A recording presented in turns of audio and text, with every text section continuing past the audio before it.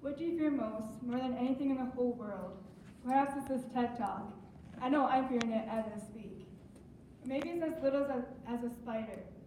No matter what size it is, it defines who you are. One of my fears was when I switched schools in 5th grade.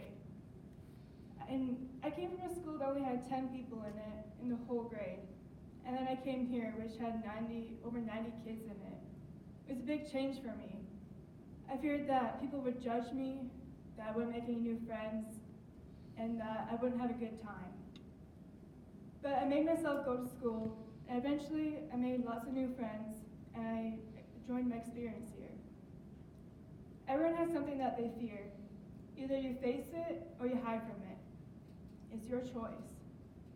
Today I will discuss what fear is, how it changes people, and how to overcome it. Fear can be in many different shapes and forms. According to Webster Dictionary, fear is defined as an unpleasant, often strong emotion caused by anticipation or an awareness of danger. According to Dr. Carl Albert, who has a PhD, he says that we have 5 different types of fears that we all share. The first one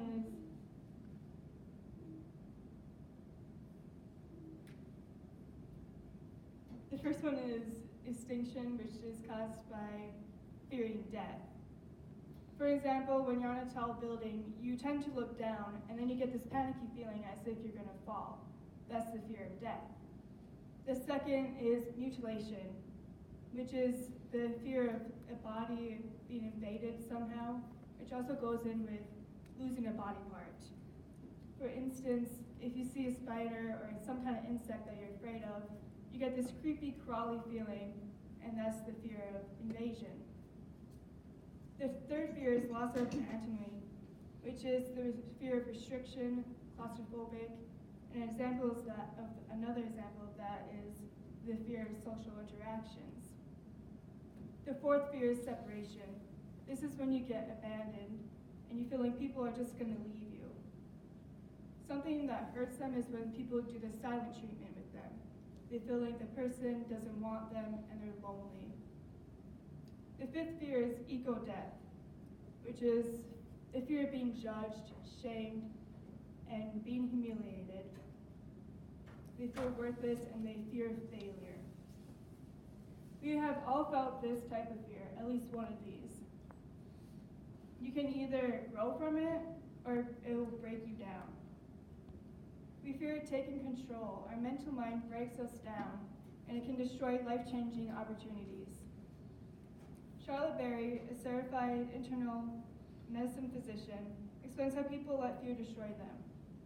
They think it's too late to take that opportunity, so then they regret it, which then they end up regretting for the rest of their life. They find excuses to not do that fear or obstacle.